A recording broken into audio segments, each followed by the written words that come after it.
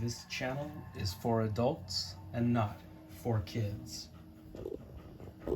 But it is acceptable for German Shepherds named Thor. Thor! You good boy? Okay. Hey guys, thanks for stopping back by.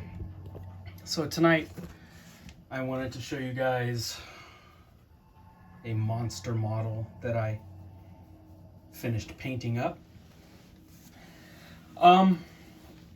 So like I was telling you guys the other day in that video about the old monster magazines, Creepy, Eerie, Vampirella, Famous Monsters of Filmland, all the good Warren monster magazines, I mentioned that part of the fun, you know, one of the really fun parts of reading those was the ads in the back.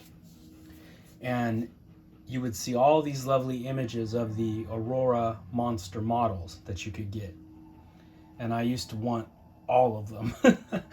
I have slowly been able to acquire 3 models. I have the Mummy, the Creature from the Black Lagoon, and Godzilla. And I'm painting those up and I will show them off to you guys. These models were, like I said, originally made by Aurora, but these molds have seen the rounds with the different model companies. You know, after Aurora made these, the molds were purchased by another company, you know, and so on and so on. So it seems like every 10 years or so, these things get put back out. This one here is made by, oh man, Monogram, I think. Might have been Monogram or Revell. I'm not sure. It came in this god-awful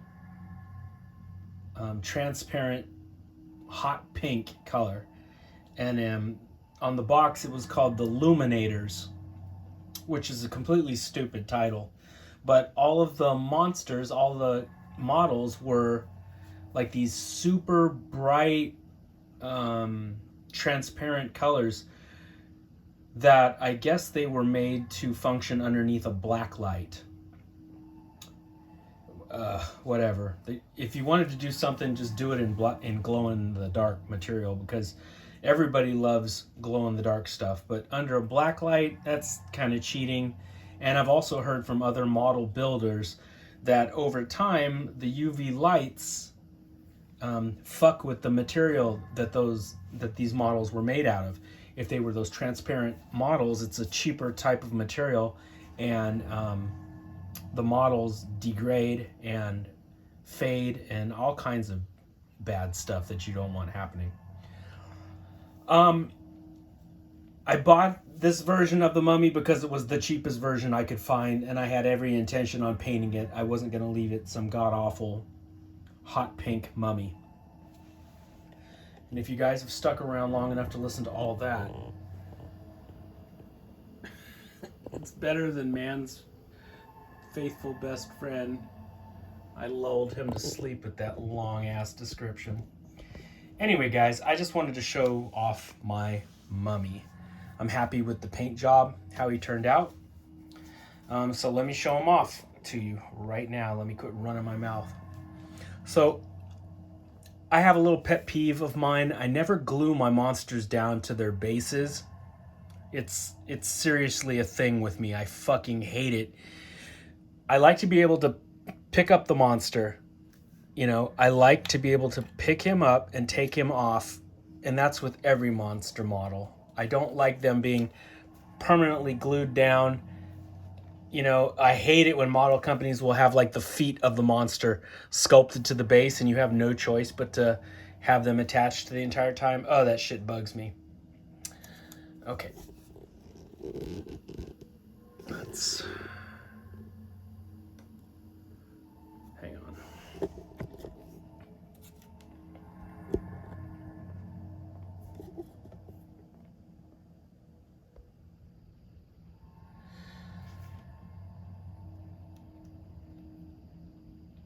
So, like you guys saw in that video last weekend, I started with, I primered him, and then I gave him his base coat in flat black.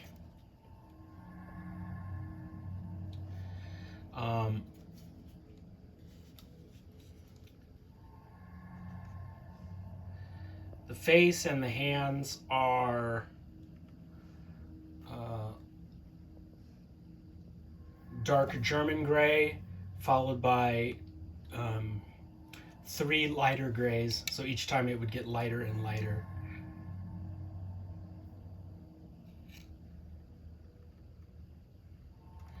I gave his face a several washes in black. I know that in the 70s it was kind of cool to have blood dripping all over this mummy, but I was never a big fan of that.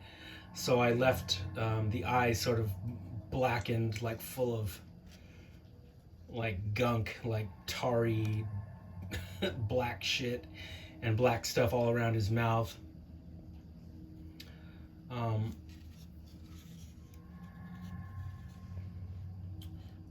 The bandages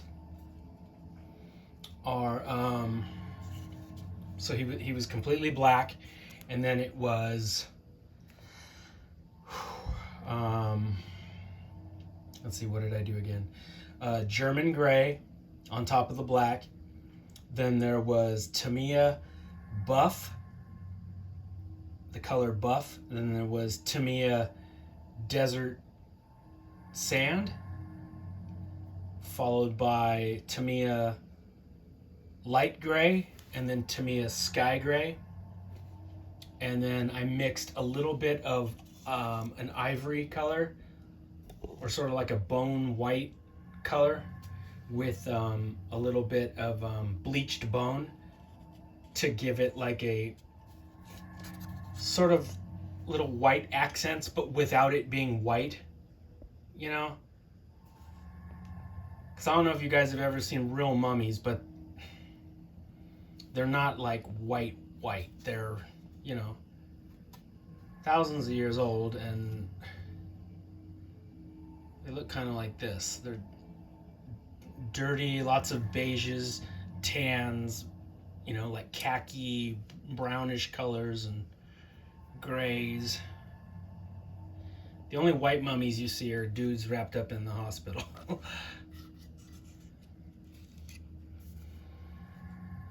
Now, I could have sanded down the seam line, you know, and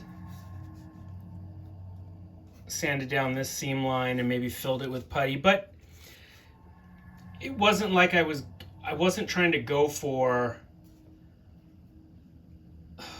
how do I put this?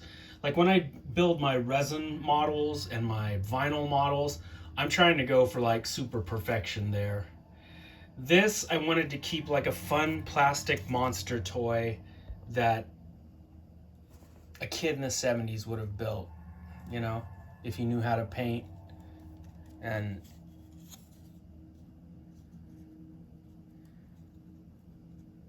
anyway, that's the mummy. And then his little base is pretty simplistic. It's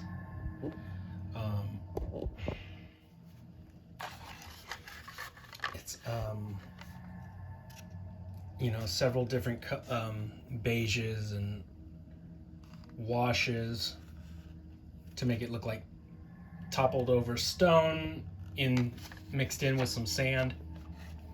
I was thinking about going to the we have a hobby store that specializes in trains, you know, railroads, guys that collect electric trains, and they have some stuff for landscapes. I was going to get some of this like really white bleached out looking sand and put you know, like that Mod Podge stuff or some sort of clear transparent glue all on the sand, and then sprinkling real sand on top of it. And then I thought, maybe you're just doing too much. Like that might be defeating the whole point of the kit, you know? I didn't go the extra effort to get rid of those fucking seam lines, and so I didn't know if I wanted to go all out on the base. I don't know. I still might. But there's something cool and simplistic about these that I wanted to retain some of the simple, simplistic attributes about it. You guys know what I'm saying? Like, I love me some hyper realism. I love, I mean, I like my paint job on this. I think I did a good job painting him. But he definitely looks like a 1970s monster toy, and that's what I wanted. When I was a kid in the 70s, let's see, was it Ben Cooper made the rubber jigglers, and Imperial made the rubber jigglers, and a lot of the times they would just take these damn Aurora monsters and just pretty much make a mold off of them and start pumping them out in rubber, because I swear I had a Ben Cooper rubber mummy that was pretty much this exact figure. I had one that was white, and sure enough, he had like blood coming out of his eyes and on his bandages and stuff. And then I had another one that was green and yellow. Same mummy, but green and yellow. I do have some of my old jigglers still. And I don't know. Part of me wants to get back into collecting rubber jigglers, but they're so expensive, and I don't know. Sometimes I want to get them, and then other times I'm like, it's just a fucking rubber bat. Do I really want to pay, $150 for a rubber bat? I don't know. I like those old rubber jigglers because nothing says Monster Kid and nothing says 70s like going into Woolworths or Payless or Thrifties or one of those stores, and they would have those rubber monsters by Imperial or Ben Cooper, and they would just be hanging up on a rack or in a big box, and you could just rummage through and grab one. They're very cool, and they're very 70s. Much like these Aurora monster models. These just have a certain charm to me, and if you're one of my viewers and you're of a younger demographic, then you might not see what the big deal is in these things, and you probably haven't even watched to this point. There's something nostalgic and cool about these monster toys. It's really fun to see where it started from. It's cool to see where we've been to where we are now. These inspired Todd McFarlane to make his version of these, the McFarlane Monster playsets, which I'm going to show you guys. But it's pretty much his version of an Aurora model kit. I think McFarlane is a few years older than me, and he grew up loving these. And, when he put out his monster line in the 90s, he would have like a little diorama like this with a monster, and then he would have like a victim or a guy that fought the monster, that kind of a thing. So it's cool to see where we came from and where we are now. I love my hyper realistic looking NECA Universal Monster figures. I love my Sideshow stuff. I love my Mezco stuff. I pretty much just love it all. And just because I love the new stuff doesn't mean I have to turn my back on the old stuff. The old stuff is still cool. People liked it for a reason. They didn't like it because it was stupid looking. They liked the stuff because it was cool. One thing I do dislike about these, some of these newer versions of these Aurora models is, the mummy is perfectly in his, like the little peg is in his foot, is in the little spot that you're supposed to pop it in, and he stands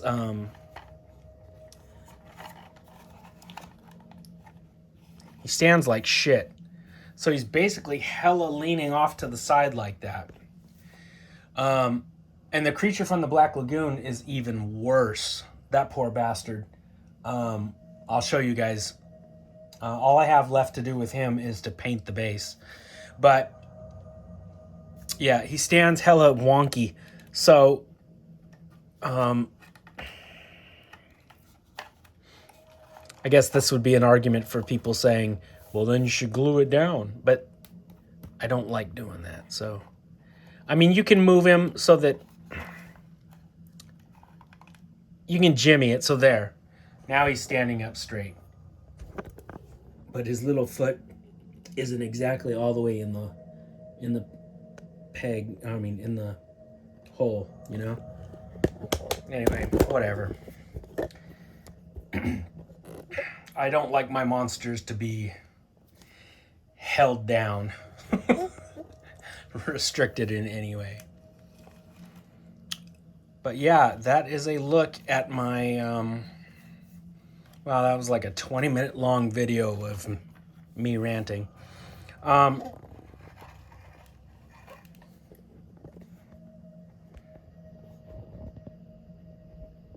Let's look at my mummy. And he turned out really cool. I'm happy with the way he turned out.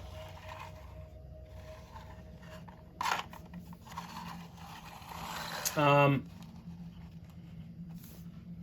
was going to tell you guys some stuff about the creature, but that's a whole separate video.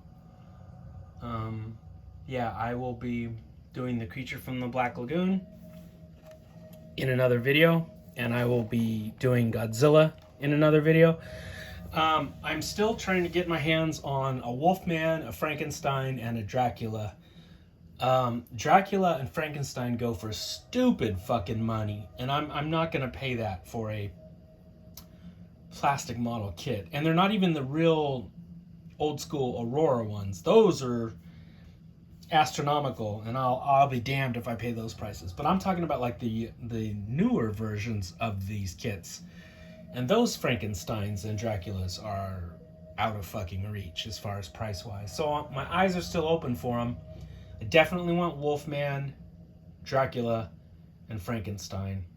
And you know, if I find a good deal on a Forgotten Prisoner, or you know, on one of the older Vampirella models, I might pick those up too. I'm just trying to make the little kid version of me happy, you know. I had a couple of these models when I was a little kid, but being a little kid, most of those plastic models never survived. So I'm trying to make that little kid version of me happy by obtaining these things again and painting them up and treating them with the care and respect that they actually deserve. All right, my friends, I hope you liked taking a look at him. Let me know if you guys, you know, what you guys think of the paint job.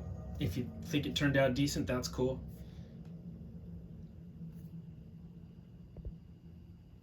And I'll be back with some more monsters really soon. I'm gonna try my best to get the creatures base done this weekend, and I'll see if I can come back at you with that. Oh, my Thor fell asleep. Anyway, tonight, me and Thor, well, Thor's out cold. Our movies tonight are, did you wake up? Okay, good, because you know what we're gonna watch, baby? We're watching Blood-Sucking Freaks.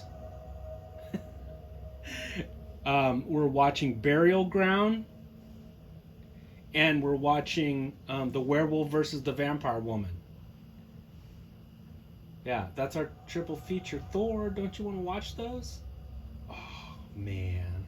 Guess I'm on my own again, guys. Thor might wake up during Waldemar Daninsky during the Paul Naschy werewolf scenes, because he likes that big dog actor. All right, guys, take it easy. I'll talk to you later. Happy Halloween.